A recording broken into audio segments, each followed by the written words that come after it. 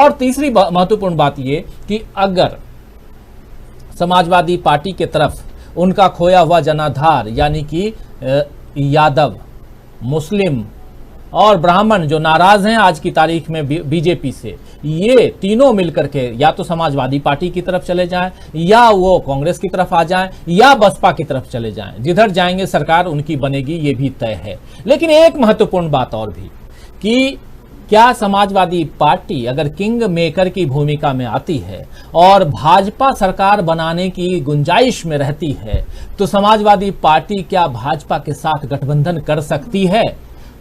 कहा जाता है कि पॉलिटिक्स में कुछ भी असंभव नहीं है, everything is possible in love and वार जैसे कहते हैं, तो everything is possible in politics also.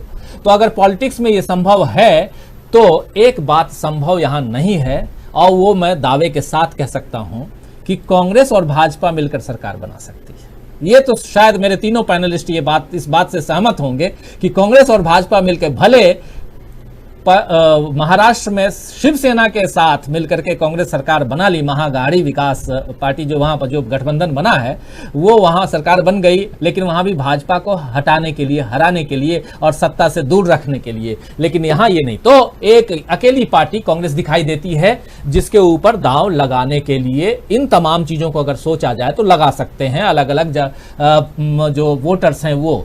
लेकिन कुछ कहना चाहते थे अजय जी, आपके पास आऊंगा, फिर एक सवाल और कुछ लोगों के विचार हैं वो भी लेना चाहूंगा। लेकिन सबसे पहले आप क्या कहना चाहते थे वो जो इतना जोड़ना चाहता था कि हम इस पूरी चर्चा में जो है आम आदमी पार्टी को जो है बिल्कुल निगलेक्ट कर रहे हैं, लेकिन अगर जमीनी तौर पे कहा जाए तो मेहनत वो भी बहुत कर रही है। कितने वोट पाएगी कि सीट पाएगी नहीं पाएगी वो सेकेंडरी चीज़ है, लेकिन मतलब कांग्रेस को अपने आप को मजबूत करने के साथ साथ आम आदमी पार्टी की भी चुनौतियों से जो है उसकी चुनौती भी है उसके सामने। सपा तो है ही है, बसपा भी है, तो इसलिए ये लेकिन जहाँ तक रही बात मुस्लिम, क्योंकि आज आपने मुद्दा मुस्लिम वोटर का है, तो मैं ओवैसी का फैक्टर तो उत्तर प्रदेश में नहीं देख रहा हूँ, लेकिन बाकी पार्टियों में जो है फैक्टर वो देख रहा हूँ। अमलेंदु जी कुछ कहना चाह रहे थे? हाँ, मैं ये कहना चाह रहा था कि आम आदमी पार्टी की याद दिलाई अजय जी ने, तो मैं भी इस बात को कहना चाहता हूँ कि आम आदमी पार्टी खुद भले ही कुछ कर रही हो या ना कर रही हो, लेकिन उसने अपने लोग जो है वो कांग्रेस के अंदर संगठन में तमाम महत्वपूर्ण जगहों पर बैठा दिए हैं, और जो वहां से सूचनाएं जो है वो शासन प्रशासन और कांग्रेस कार्यकर्ताओं के पास बाद में पहुंचती हैं, संजय सिंह के पास पहले पहुंच जाती हैं। तो कांग्रेस को ये भी ध्यान रखना होगा कि जिन मोटी मोटी तनख्वाहों पर आप जिन लोगों को लेकर के आए हैं, तो वो काम आपके लिए कर रहे हैं कि आम आदमी पार्टी के लिए कर रहे हैं। तो कांग्रेस को अपना सांगठनिक ढांचा जो है, जो किराए पर उसने खड़ा किया है, उन किराएदारों पे जो है उन पर भी थोड़ी निगाह रखनी चाहिए कि वो रिपोर्ट आपको कर रहे हैं कि संजय सिंह को कर रहे हैं। तो ये हालांकि ध्यान देने का काम कांग्रेसियों का, हम लोगों का नहीं है, लेकिन जो अंदरूनी चीजें खबरें आती हैं हमारे पास, तो उनसे यही मालूम पड़ता है कि वो जो तनख्वाह पे लोग लेकर के आए गए हैं, तो वो सब जो है वो रिपोर्ट संजय सिंह को कर रहे हैं, ना कि कांग्रेस को रिपोर्ट कर रहे हैं। तो ये अब कमजोरियां जो है कांग्रेस कितना भी कर लेगी और इस तरीके से लोग उसके अंदर रहेंगे, तो ये तो फिर आने वाले समय बड़ी दिक्कतें पैदा होंगी। जी राजीव जी। तो बहुत सारी बातें हम कर रहे हैं, और इस बीच बहुत सारी बातें, बहुत सारे विचार रख रहे हैं हमारे साथी।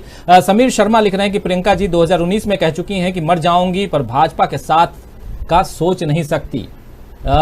ये तो शुरुआत से हम लोग देख रहे हैं, बिल्कुल सही कह रहे हैं समीर शर्मा जी। कमरे आलम कह रहे हैं कि नाराज लोग बांसवाड़ा की तरफ नहीं जाएंगे, एसपी या कांग्रेस, इन दोनों में ही किसी को बांसवाड़ा जाना चाहिए, जा पाएंगे, ये कह रहे हैं। और असलम चिश्ती कह रहे हैं हम जिधर जाएंगे जीत होगी, ताजे शाही हम ही ने उतारे।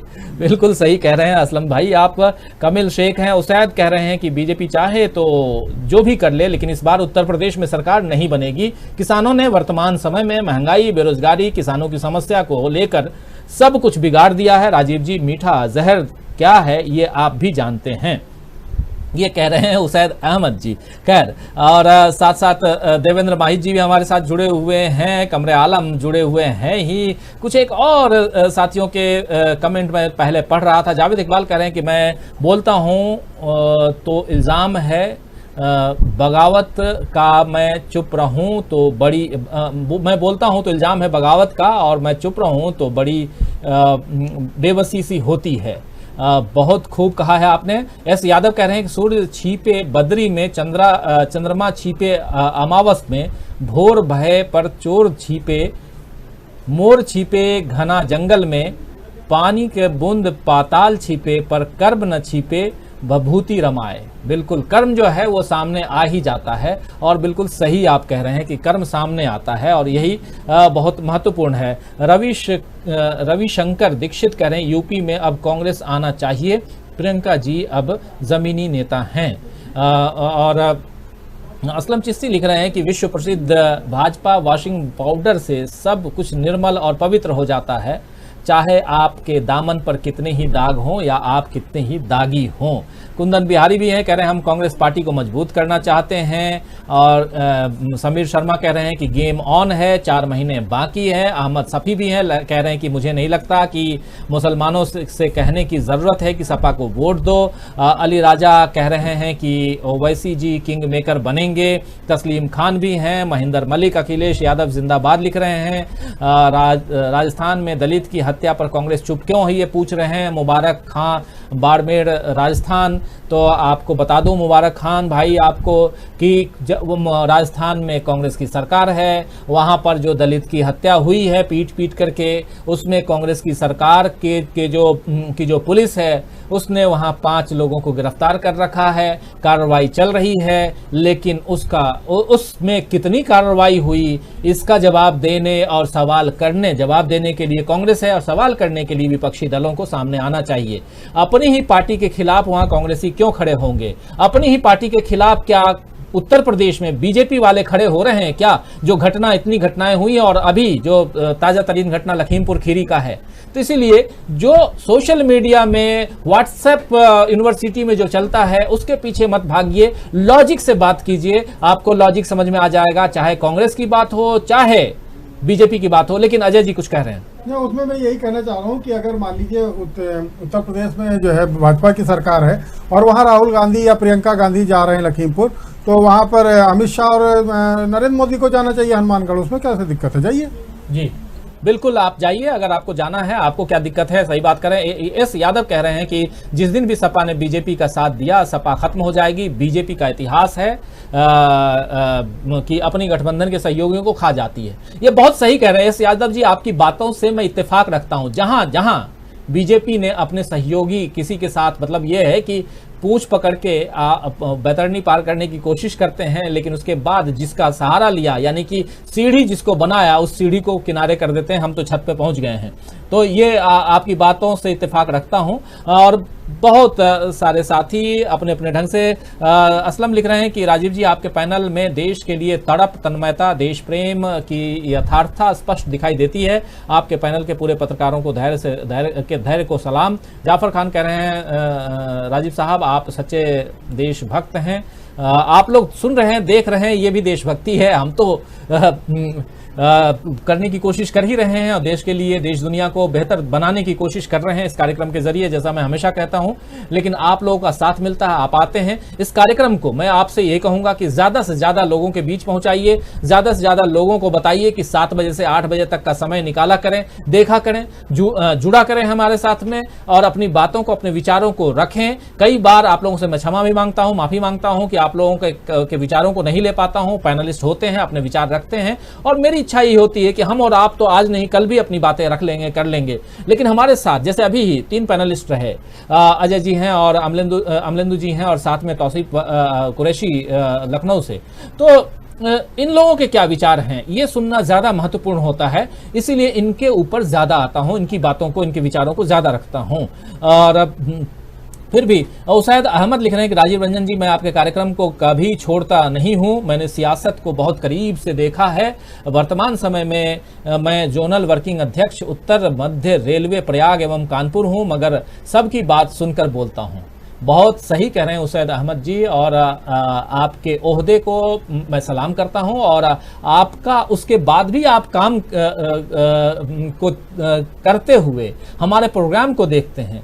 मैं तहे दिल से शुक्रिया अदा करता हूं कि आप समय निकालते हैं, प्रोग्राम सुनते हैं, इस पर कमेंट करते हैं, लिखते हैं अपने विचारों को। और आप लोग जितने लोग भी, मैं ये दावे के साथ कहता हूं, हम लोगों का काम भी लिखने पढ़ने का है, लेकिन एक एक शब्द, एक एक लाइन लिखने के लिए कितना सोचना पड़ता है। वैसे ही जब आप लोग लिखने पढ़ने यानी कि आप पत्रकार नहीं हैं, फिर भी आप लिखते हैं, तो मैं समझ सकता हूं कि कितनी मेहनत लगती है शब्दों का चयन करना, चुनना, लिखना, और उसके बाद कि हमारे विचारों को पैनलिस्ट रखेंगे कि नहीं रखेंगे, बातें होंगी कि नहीं होंगी, देश दुनिया तक हमारी बातें पहुंचेंगी कि नहीं पहुंचेंगी, ये तमाम बातें आती हैं। लेकिन उसके बाद भी आप अपनी बातों को रखते हैं, तो इससे बड़ी बात और क्या हो सकती है। आपको सलाम करता हूं मैं उसैद अहमद जी, कुंदन जी हमारे साथ, असलम जी हमारे साथ में है, मोहम्मद फिरोज हमारे साथ में, कमरे आलम हैं, दिलीप मथारिया हैं, कह रहे हैं आप सभी मीडिया चैनल वाले बहुजन समाज पार्टी के खिलाफ ही खबरें दिखाते हैं, इस बार मुसलमान बीएसपी को ही वोट देंगे। दिलीप मोथारिया कह रहे हैं नहीं दिलीप भाई, बहुजन समाज पार्टी के खिलाफ बिल्कुल हम नहीं बोलते हैं, ऐसा नहीं है। जो चीज है, अगर कांग्रेस कहीं गलती करती है कांग्रेस की बात करेंगे, समाजवादी पार्टी कहीं गलती करती है उनकी बात करेंगे, बीएसपी, चूंकि देखिए बीएसपी से उम्मीदें थी, बहुत ज्यादा उम्मीदें थी, लेकिन बीएसपी उन उम्मीदों पर पिछले दिनों खरी नहीं उतरी है। बीएसपी के पास, हम अभी बात कर रहे थे, अगर ध्यान से सुन रहे होंगे दिलीप भाई आप, तो हम बीएसपी से उम्मीद ये करते हैं कि कहीं दमन होगा किसी का। अगर देखिए दलितों की पार्टी है, दलित, दमित, दमन, आप समझ सकते हैं, शब्द को समझिए। और अगर किसी का दमन हो रहा है, किसी के ऊपर अत्याचार हो रहा है, उसकी आवाज अगर बीएसपी न उठाए, उसके बारे में अगर आपका कोर वोटर है, 15-17% आपके साथ लोग जुड़े हुए हैं, उसमें से 1-2% लोग नहीं निकल सकते। लेकिन पिछले 5 साल में बताइए, 4.5 साल में बताइए कितनी बार निकले, केंद्र की सरकार हो या राज्य की सरकार हो, कितनी बार निकले। इस बात को क्यों चुप्पी साधे हुई हैं बहन मायावती जी, ये सवाल तो पूछा जाएगा ना। ये सवाल मैं पत्रकार होने के नाते भी पूछूंगा, और ये सवाल एक वोटर भी पूछेगा, एक जनता। अगर देश से आपको प्रेम है, आपको राज्य से प्रेम है, तो आप तो पूछेंगे, वही पूछता हूं। उसमें कोई ये नहीं है, कोई खिलाफ नहीं, किसी के खिलाफ नहीं। इस प्रोग्राम में हम किसी के खिलाफ कोई एजेंडा नहीं चलाते हैं, नहीं चलाते हैं, नहीं चलाते हैं, और आगे भी नहीं चलाएंगे, यह ध्यान रखिएगा।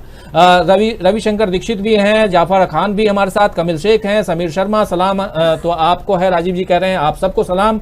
इकबाल खान है हमारे साथ में, शमसाद खान हमारे साथ में, देव महीच है हमारे साथ में है, कुंदन बिहारी, और रजनीश कुमार यादव ब्लॉग भी हैं। करें सारी पार्टी को दलित एलिमेंट्स माइट टीम, और याद कुछ समझ नहीं पाया जैसा आपने लिखा।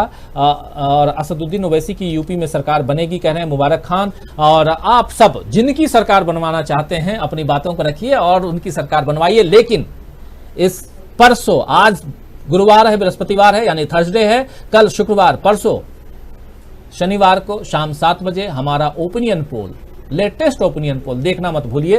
परसों शाम 7 बजे आप लोगों का इंतजार रहेगा, लेकिन कल शाम 7 बजे फिर हाजिर होंगे। लेकिन उससे पहले, जाने से पहले 2 काम करना महत्वपूर्ण है। पहला, हमारे साथ जो 3 हमारे साथी रहे, अजय जी हमारे साथ रहे, हमारे साथ अमलेंदु उपाध्याय रहे, और हमारे साथ तौसीफ कुरैशी रहे। आप तीनों को बहुत बहुत धन्यवाद देता हूं, शुक्रिया अदा करता हूं कि आप तीनों साथ में जुड़े रहे। और साथ साथ आप तमाम दोस्तों, साथियों, शुभचिंतकों, आप सब जो जुड़े रहे, अपनी बातों को रखते रहे, लिखते रहे, आप सबको बहुत धन्यवाद देता हूं, बहुत शुक्रिया अदा करता हूं। और कल शाम 7 बजे जरूर आपसे मुलाकात करूंगा। तब तक मुझे दीजिए इजाजत और देखते रहिए डीवी लाइव। गुड नाइट, शुभ रात्रि, शब बखैर।